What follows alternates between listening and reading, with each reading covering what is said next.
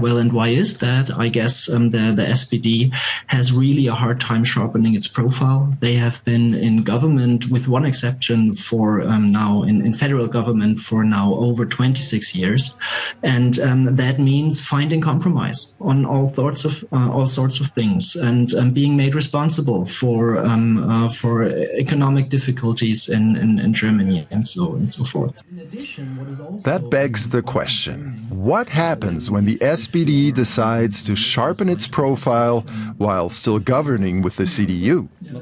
Of course, they are in government, but then they also have to prove themselves in government. And what you usually have to do then is sharpen your profile against your coalition partner, and that will make it super difficult for the current federal level government to find compromise on major reforms that are needed right now in the country. Those reforms have a lot to do with the economic and financial situation of the country. Germany's industrial sector is in decline, and guess which region is especially hard hit? Baden-Württemberg, with Mercedes, Porsche, and Bosch. So the car manufacturers and everything that's connected to them.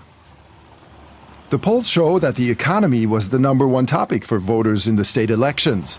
Despite the wars, despite the high profile of migration, as the saying goes, it's still the economy, stupid. A message that's also heard loud and clear in the German capital. And that brings us back to Cem Özdemir, the winning candidate in Baden-Württemberg of the Greens, a party that regularly ends up on the lower side of the polls for its economic competence. A majority of voters in Baden-Württemberg also find the Greens in Berlin, here you see their party bosses, overbearing and too focused on protecting the climate. So why do a lot of people in his state still trust Özdemir to solve their problems? Let's listen to what he has to say.